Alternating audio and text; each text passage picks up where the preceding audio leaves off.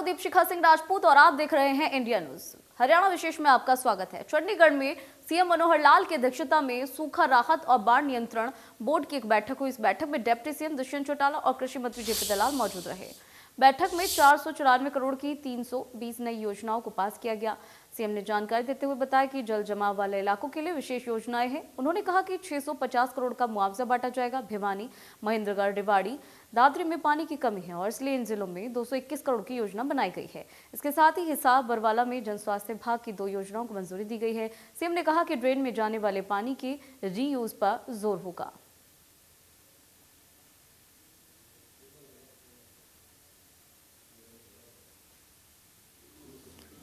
तो बता दें कि मुख्यमंत्री मनोहर लाल की अध्यक्षता में बैठक हुई। दुष्यंत चौटाला और जेपी दलाल इस बैठक में मौजूद रहे और यहां कई योजनाओं की जानकारी उन्होंने दी।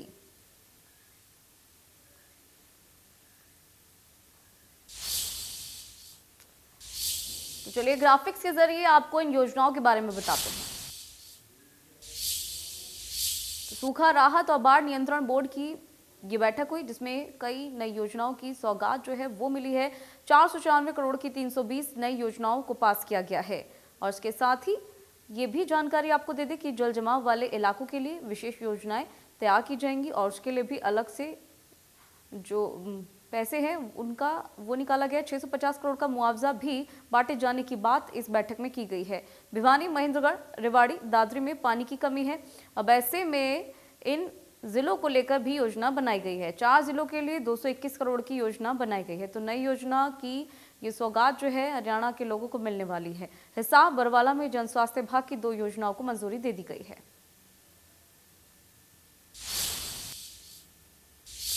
सीएम मनोहर लाल ने चंडीगढ़ में प्रशासनिक सचिवों के साथ हाई लेवल मीटिंग की। इस बैठक में 6 प्रमुख विभागों की 100 करोड़ रुपए से ज्यादा की 21 महत्वपूर्ण परियोजनाओं की समीक्षा की गई। बैठक में बताया गया कि इस साल ज्यादातर परियोजनाएं लागू हो जाएंगी और बैठक में सीएम मनोहर लाल ने प्रशासनिक सचिवों को प्रत्येक परियोजना का पर्ट चार्ट तैयार करने के निर्देश दिए हैं ताकि परियोजना को गति मिल सके।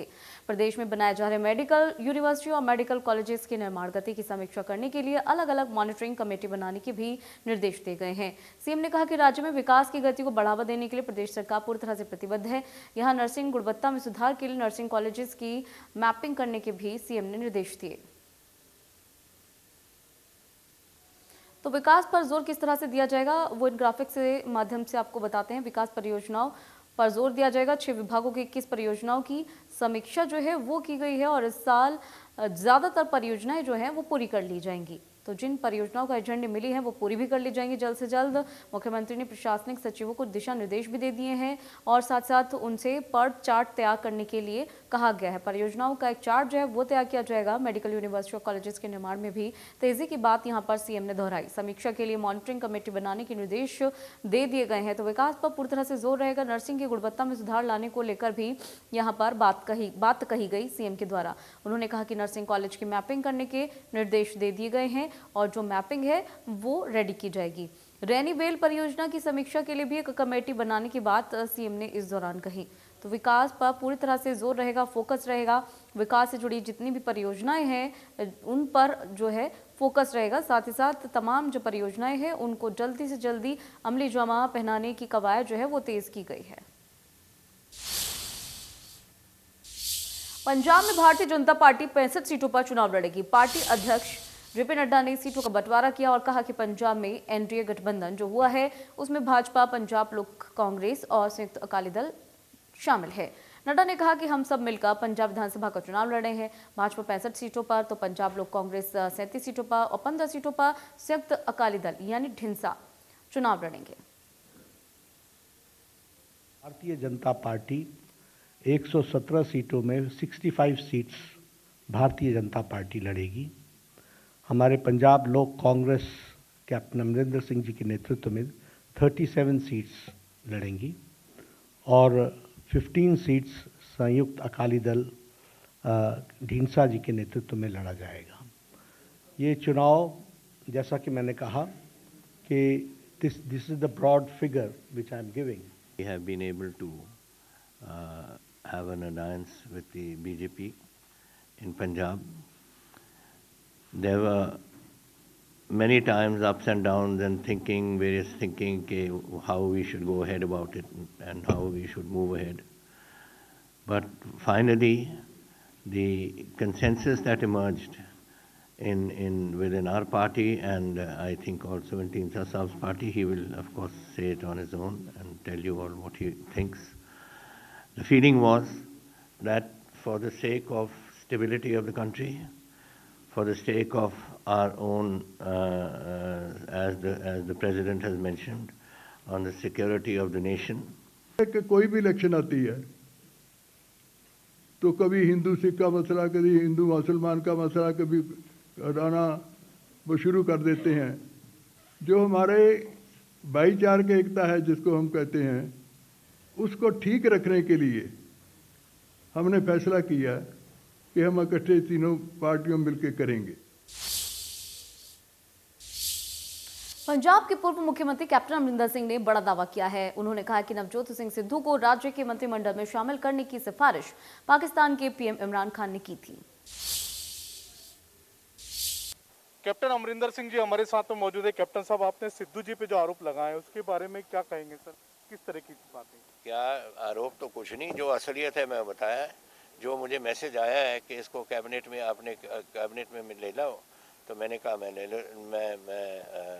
सोच रखता हूँ और मैंने वो मैसेज भेज दिया कांग्रेस प्रेसिडेंट को कि ये मैसेज मुझे आया है, आप बताओ क्या करना है। सर ये मैसेज सर पाकिस्तान प्रधानमंत्री इमरान खान का मैसेज? इमरान खान का मैसेज था मेरे लिए, and that message was sent by some known personality who both of us knows who sent this message to me, और मैंने वो फॉरवर्ड कर दिया टू कांग्रेस प्रेसिडेंट के बताओ करना क्या है। आखिरी सवाल सर, पंजाब में आप लोगों का जो गठबंधन बना है सर, कितनी उम्मीद है और किस तरीके से आप लोगों को लगता है कि जीतने जा रहे हैं? देखिए, अब मैं कोई पंडित तो है नहीं कि मैं बताऊं कि कितनी सीटें हम जीतेंगे, लेकिन आई कैन टेल यू कि माहौल बहुत अच्छा है पंजाब में और हम definitely we will form the government. Thank you sir. ये थे कैप्टन अमरिंदर सिंह, जिनका कहना है कि पाकिस्तान के प्रधानमंत्री इमरान खान ने उनसे कहा था, उनका संदेश दिया था कि वो मंत्री बनाए अपनी सरकार में नवजोत सिंह सिद्धू को, और उन्होंने ये बात खुद सोनिया गांधी तक पहुंचाई भी थी। लेकिन उसके बावजूद भी कांग्रेस अध्यक्ष सोनिया गांधी ने कोई एक्शन नहीं लिया। लेकिन उन्होंने इमरान खान के मैसेज के बावजूद भी नवजोत सिंह सिद्धू को मंत्री नहीं बनाया था। कैमरामैन सेतु के साथ संजय शर्मा, इंडिया न्यूज, दिल्ली। खेल राज्य मंत्री संदीप सिंह ने पंजाब चुनाव पर बोलते हुए कहा कि दिन प्रतिदिन बीजेपी पंजाब चुनाव में आगे बढ़ती जा रही है। यूपी चुनाव में भी भाजपा आगे है। ये कहा उन्होंने कि अभी ज्यादातर पंजाब में वर्चुअल रैली हो रही है। खेल मंत्री संदीप सिंह ने पिहोवा में एक जिम का उद्घाटन भी किया। कि दिन प्रतिदिन भाजपा भारतीय जनता पार्टी जो है वो आगे बढ़ रही है, पंजाब में भी और यूपी के इलेक्शनों में भी आपने देखा होगा। उसी प्रकार जैसे जैसे चुनाव का माहौल बढ़ता है उसी प्रकार चुनाव आगे बढ़ता है, चुनाव में गेन ही होता है। तो अगर आप ग्रास रूट की रिपोर्ट लें, ग्राउंड रिपोर्ट लें भारतीय जनता पार्टी की, तो आपको दिख जाएगा कि दिन प्रतिदिन बड़े नेता भी वहाँ आ रहे हैं और वहाँ का जो ग्राफ है वो बढ़ रहा है। इस प्रकार से हमने पिछले लगभग 2 साल से हम देख रहे हैं कि कोविड जैसी बीमारी, उसका समाधान सिर्फ यह है कि आप अपने इम्यून सिस्टम को स्ट्रॉन्ग करें। इम्यून सिस्टम तभी स्ट्रॉन्ग होता है जब आप फिट होते हैं, आप खाना पीना अच्छा रखते हैं, अपने आप को तंदुरुस्त रखते हैं। उसी प्रकार आप यहाँ पर तंदुरुस्ती के लिए जिम, योगा, आपकी साइकिलिंग, इस तरीके की जब चीज़ें करेंगे तभी आप फिट हो पाएंगे। ये one of the best part है फिटनेस के लिए, क्योंकि जब आप यहाँ पर आते हैं तो आपकी चिंताएं भी मुक्त होती हैं, आपकी टेंशन रिड्यूस होती है, आपकी फिटनेस अच्छी होती है, आपका इम्यून सिस्टम स्ट्रॉन्ग होता है और आप छोटी मोटी बीमारियों से बड़े आराम से लड़ सकते हैं। जेजेपी राष्ट्रीय अध्यक्ष अजय चौटाला ने इनेलो पर तंज कसते हुए कहा है कि आने वाले समय में मीडिया भी ये कहता हुआ दिखेगा कि एक होती थी इनेलो। भोड़िया खेड़ा में एक जनसभा को संबोधित करने के बाद से पत्रकार से बातचीत उन्होंने की और अपने भाई और इनेलो नेता अभय चौटाला पर अप्रत्यक्ष रूप से वार करते हुए कहा कि कुछ लोगों को मीडिया में रहने की आधारहीन बातें करने की आदत होती है और वो हमेशा पिक्चर में बने रहना चाहते हैं। उन्होंने कहा कि हम कोई भविष्यवक्ता तो नहीं है, लेकिन जिस तरह से हालात बने हुए उन्हें देखकर हम ये जरूर कह सकते हैं। हरियाणा प्रदेश के 90 के 90 विधानसभा क्षेत्रों में जनसंपर्क अभियान चलाया जा रहा है पार्टी के द्वारा, और पार्टी की मेंबरशिप के लिए भी लोगों को प्रेरित कर रहे हैं ताकि संगठन को और ज़्यादा प्रभावी और मजबूत किया जा सके। पिछले 2 वर्ष में कोरोना काल की वजह से, किसान एजिटेशन की वजह से लोगों से संपर्क नहीं हो पाया था। हम चाह करके भी आपस में जो संपर्क करना चाहते थे वो नहीं हो पाए, इसलिए इस कार्यक्रम के जरिए लोगों तक जा कर के उनकी समस्याओं को समझ करके उनका समाधान करने का प्रयास कर रहे हैं। पिछले दिनों सर एक बयान आया था और काफ़ी अहम मुद्दा बना हुआ है कि 2024 में नैलो मर्ज हो जाएगी जिस्पा में, उसको लेकर काफ़ी आरोप प्रत्यारोप भी चल रहे थे। किस तरह देखते हैं सर आप इसको? ये जिन लोगों को मीडिया में रहने की आदत है वो आधारहीन बात करके अपने आप को सिर्फ लोगों की पिक्चर में लाना चाहते हैं, बात पे नहीं है। मैं तो खुद आपसे पूछना चाहूँगा कि थोड़े टाइम के बाद आप पूछा करोगे कि एक होती थी नैलो, तो आप मान रहे हैं 2024 तक खत्म हो रही है ना? मैं कोई भविष्यवक्ता नहीं हूँ, पर जिस तरह के हालात और परिस्थितियाँ हैं वो ही आपको अवगत कराती है। जिस पार्टी के पास 23% वोट थे, 20 विधायक थे, अपोजिशन की लीडरशिप थी, उन्होंने 10 महीने में पार्टी को कहाँ पहुँचा दिया, और 10 महीने पहले पैदा हुई जननायक जनता पार्टी ने अपने आप को कहाँ पहुँचा दिया, ये आंकलन करना आपका काम है। एक पंजाब चुनाव है सर, उसको लेकर जेजेपी का क्या स्टैंड रहेगा? हम अपनी सहयोगी राजनीतिक दल के साथ, भाजपा के साथ। कैथल और सिरसा में बाजार खुलने का समय शाम 6 बजे तक से बढ़ाकर 8 बजे तक करने की मांग को लेकर व्यापार मंडल की ओर से राज्यपाल और मुख्यमंत्री के नाम ज्ञापन सौंपा गया। ज्ञापन में कहा गया है कि रेहड़ी फड़ी छोटे और मध्यम वर्गीय व्यापारों का काम 6 बजे के बाद ही शुरू होता है, लेकिन कोविड हिदायत के अनुसार बाजार 6 बजे बंद कर दिए जाते हैं। इससे व्यापारियों को काफी नुकसान उठाना पड़ रहा है। उन्होंने कहा कि बसें, रेलवे, सरकारी कार्यालय के साथ सब कुछ खुला है, तो ऐसे में व्यापारियों का कामकाज क्यों बंद है? वहीं ज्ञापन में उन्होंने कहा है कि मजदूर हो या फिर सरकारी कर्मचारी ड्यूटी खत्म करने के बाद बाजारों में सामान खरीदते हैं, इसलिए बाजार खुलने का समय रात 8 बजे तक किया जाना चाहिए। तो 2 तस्वीरें कैथल और सिरसा से, जहां व्यापारियों ने सरकार से दुकान का समय बढ़ाने की मांग की और ज्ञापन सौंपा। देश में कोरोना का कहर लगातार जारी है, तो वहीं कोरोना के चलते प्रदेश में सरकारों ने स्कूल बंद करने का फैसला लिया है। वहीं प्रदेश के जो निजी संचालक हैं, निजी स्कूल संचालक, वो स्कूल खोलने की लगातार मांग कर रहे हैं। स्कूल खुलवाने को लेकर जिला मुख्यालयों में ज्ञापन सौंपा गया है। वहीं जींद में भी प्राइवेट स्कूल के संचालकों ने स्कूल खोलने की मांग को लेकर नगराधीश अमित कुमार को सीएम के नाम ज्ञापन सौंपा। निजी स्कूल संचालकों ने कहा है कि कोरोना के नाम पर स्कूलों को बंद करके बच्चों के भविष्य के साथ खिलवाड़ किया जा रहा है। परीक्षाएं सिर पर हैं, लेकिन बच्चे घर पर हैं। घर पर रहकर मोबाइल की वजह से उनका नुकसान हो रहा है। तो वहीं सोनीपत में भी स्कूल संचालकों ने इसी तरह से स्कूल खुलवाने की मांग की और ज्ञापन सौंपा। तो सोनीपत और जींद की तस्वीरें अब आप देख पा रहे हैं, जहां जो एग्जाम्स है वो आ गए हैं। अब ऐसे में स्कूल संचालकों का कहना है कि बच्चों की पढ़ाई वेस्ट हो रही है, स्कूल ऐसे में खोल दिए जाएं। जनवरी महीने में बारिश ने पिछले कई महीनों के रिकॉर्ड को तोड़ दिया है। जनवरी की शुरुआत के बाद से ही कई दिनों तक लगातार हुई बारिश से सोहना के कई गांव में करीब 500 एकड़ जमीन पूरी तरह से जलमग्न हो गई। इसी की वजह से किसानों की खड़े गेहूं की फसल पानी में पूरी तरह से डूब गई। किसानों ने प्रशासन से पानी निकासी उचित मुआवजे की मांग की है। किसानों का कहना है कि खेतों में बरसाती पानी जमा हो रहा है, इससे फसलों को नुकसान हो रहा है। इससे पहले कभी रबी सीजन में इतनी बरसात नहीं हुई, लेकिन इस बार खरीफ सीजन बड़ा ही नुकसानदायक रहा और अब रबी सीजन में भी प्रकृति का प्रकोप फसलों पर आन पड़ा है। तो सोहना की तस्वीरें हैं ये। आपको बता दें कि पानी भर गया है। बरसात हुई है, उसकी वजह से हमारे खेतों में लबालब पानी भरा हुआ, जिससे गेहूं की 90% फसल खराब हो गई है और आगे भी जो गेहूं बचे हुए हैं उनकी कोई उम्मीद नहीं है। तो हम प्रशासन से ये प्रार्थना करते हैं कि हमारे यहाँ एक विशेष गिरदावरी करी जाए और हमें उचित से उचित मुआवजा दिलवाया जाए। इसके साथ पानी निकासी की भी कोई व्यवस्था करी जाए। जो जनवरी में 2 बार बारिश हुई है, इससे सरमथला की फसल को बहुत भारी नुकसान है और हम डीसी साहब, एसडीएम साहब और एससी साहब को पानी के बारे में अवगत करा चुके हैं, लेकिन अभी तक कोई अधिकारी मौके पर नहीं पहुंचा, ना ही कोई गिरदावरी के लिए कोई पहुंचा है। सोनीपत में लाखों करोड़ों रुपए की लागत से स्ट्रीट लाइट्स लगाने के बाद भी शहर में 3 साल से अंधेरा छाया हुआ है। खाना पूर्ति करने कभी कभी यहाँ पर लाइट जला भी दी जाती हैं, लेकिन यहाँ 1 किलोमीटर लंबे फ्लाईओवर पर बिना स्ट्रीट लाइट्स के वाहन चालकों के लिए फ्लाईओवर पार करना बहुत मुश्किल भरा था। वाहन चालकों को हादसों का भी डर सता रहा था। लोगों का कहना है कि अब 2-3 दिन स्ट्रीट लाइट जलाई गई और इससे पहले लाइट्स लंबे समय से बंद पड़ी हुई थी। नगर निगम कार्यालय में अधिकारियों से जब जानकारी मांगी जाती है तो अधिकारी इसको लेकर पल्ला झाड़ते नजर आते हैं।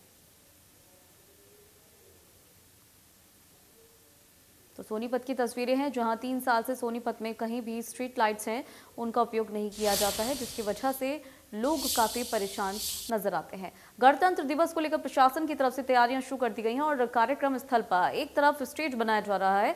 तो जायजा लिया हमारे सहयोगी देवेंद्र कौशिक ने। एक रिपोर्ट आपको दिखा देते हैं। 26 जनवरी को मनाए जाने वाले गणतंत्र दिवस की फरीदाबाद में तैयारी जोर शोर से शुरुआत कर दी गई है और मैं आपको दिखाऊं तो पीछे देखिए स्टेज पर बनाया जा रहा है। इसके साथ साथ में और जो लोग आएंगे उनके लिए भी सिटिंग का इंतजाम यहाँ किया जा रहा है। गणतंत्र दिवस पर खेल मंत्री संदीप सिंह यहाँ ध्वजारोहण करेंगे। इसके साथ साथ में अगर प्रशासनिक तौर पर अगर तैयारियों की बात करें तो पूरे ग्राउंड में तैयारी शुरू की जा चुकी है। आप साफ तौर से देख सकते हैं कि यहाँ तिरंगों से इस ग्राउंड में किया जा रहा है, पर्दे लगाए जा रहे हैं। और इसके साथ साथ में जिस तरह से लगातार जो 2 दिन बरसात हुई थी, चूँकि बरसात की वजह से पानी ग्राउंड में भर गया था, तो अब उस पानी को भी यहाँ से निकाला जा रहा है। चूँकि अब वक्त कम है और ऐसे में यहाँ जो लोग पहुँचेंगे, इसके साथ साथ में जो यहाँ सांस्कृतिक कार्यक्रम होंगे उसके लिए अब इस ग्राउंड को बाकायदा सुखाने के लिए यहाँ टैंकर लगाए गए हैं। पानी को यहाँ से सोखा जा रहा है ताकि इस मैदान को पूरी तरह से सुखाया जा सके। आप समझ सकते हैं कि जिस तरह से, लेकिन इस साथ साथ में कोविड प्रोटोकॉल को ध्यान में रखते हुए जो इंतजामात हैं किए जा रहे हैं, कम से कम गैदरिंग हो इसका भी ख्याल यहाँ रखा जाएगा। और ख़ास तौर से अगर सांस्कृतिक कार्यक्रमों की बात करें तो वो भी अब सीमित संख्या में होंगे। केवल 3 सांस्कृतिक कार्यक्रम होंगे। इसके साथ साथ में एक कार्यक्रम योगा से जुड़ा हुआ होगा। इसके अलावा अगर बात करें तो जो जितनी भी वीरांगना हैं या शहीद के परिवार हैं, इस बार उनको कोरोना के चलते यहाँ नहीं बुलाया गया है, इनवाइट नहीं किया गया है। उनके घर पर जाकर उन्हें इस बार सम्मानित किया जाएगा। तो ये प्रशासन की तरफ से एक बड़ा फैसला लिया गया है। इसके अलावा जो बाकी तमाम तैयारी हैं उसको लेकर अधिकारी यहाँ इंतजामात देखने के लिए भी लगातार पहुँच रहे हैं। चूँकि गणतंत्र दिवस का मौका है, ऐसे में सुरक्षा व्यवस्था को लेकर भी चाक चौबंद व्यवस्था की जा रही है। पुलिस की तरफ से 2500 पुलिसकर्मियों को सड़कों पर उतारा गया है। लोगों की जांच की जा रही है, वाहनों को चेक किया जा रहा है। इसके अलावा अगर बात करें तो तमाम तैयारियों के बीच में कोरोना प्रोटोकॉल का जरूर ध्यान रखा जाएगा। इसीलिए सीमित संख्या में लोगों को इनवाइट भेजा गया है। और जब खेल मंत्री यहाँ पहुँचेंगे उसके साथ साथ में जिले के तमाम विभागों की तरफ से करीब 1 दर्जन भर यहाँ झांकियाँ प्रस्तुत की जाएंगी। इसी के साथ इस कार्यक्रम का समापन होगा। फरीदाबाद से देवेंद्र कौशिक, इंडिया न्यूज। तो वहीं गणतंत्र दिवस को लेकर करनाल में सुरक्षा के कैसे इंतजाम थे, संवाददाता महेंद्र सिंह की इस रिपोर्ट में देखिए।